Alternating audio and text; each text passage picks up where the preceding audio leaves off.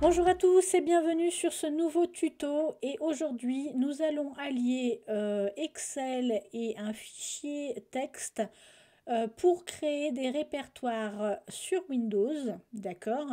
Alors par exemple, une utilisation qui est possible, c'est que vous avez besoin de créer une liste de répertoires avec le nom et le prénom de votre employé, par exemple, et vous en avez une centaine, et vous ne voulez pas les faire un par un.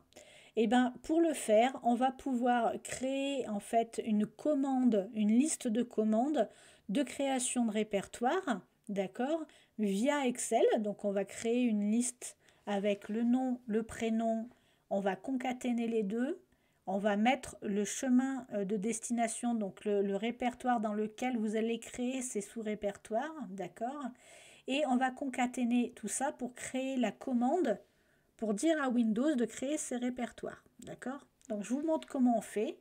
Donc là, je suis sous Excel. J'ai déjà créé un petit tableau avec le nom et les prénoms des utilisateurs. Je vais concaténer le nom et le prénom pour faire qu'une seule cellule, pour que ça soit plus rapide. Donc égal concaténer.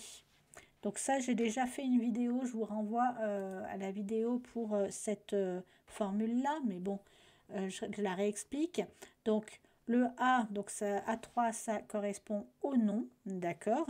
Je veux mettre un underscore parce qu'il ne faut pas qu'il y ait d'espace vide, d'accord, pour que la création se fasse. Donc on va mettre du texte, c'est les guillemets, on va mettre le underscore de la touche 8 plus de nouveau les guillemets et on va mettre le prénom. Et on ferme la parenthèse et voilà que maintenant on a le nom et le prénom qui est tout accroché.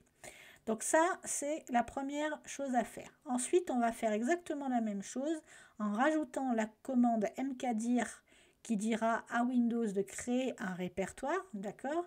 Donc, on va lui dire égal concaténer. Donc, qu'est-ce qu'on veut concaténer? On va lui donner d'abord le texte de la commande mkdir, donc toujours entre guillemets, ok, point virgule. Attention, après le mkdir, vous allez mettre un espace avant le guillemet quand même, hein, parce que sinon on va avoir un problème de texte. Ensuite, on va lui dire, tu vas concaténer cette cellule-là. Tu vas lui rajouter des guillemets avec un anti-slash et les guillemets, d'accord, pour qu'ils prennent le nom du répertoire d'après, ok. Et ensuite, tu vas concaténer cette cellule-là et on va faire fermer la parenthèse et ok. Et vous voyez que là maintenant, j'ai bien le nom du répertoire comme il faut. Et là, on va pouvoir aller étirer sur toutes les lignes pour avoir tous nos codes. Une fois qu'on a fait tout ça, on a juste à copier donc tous les chemins. On fait un copier. On va aller sur une partie du bureau, par exemple, on va aller créer un fichier texte, donc nouveau document texte. On va l'appeler MEREP, par exemple. OK. On va aller dedans. On va aller coller notre texte que l'on a fait. On fait enregistrer. Et maintenant, on va aller renommer, au lieu de txt, on va aller lui mettre un point BAT. D'accord? Et on va lui dire, oui, oui, je veux bien modifier l'extension.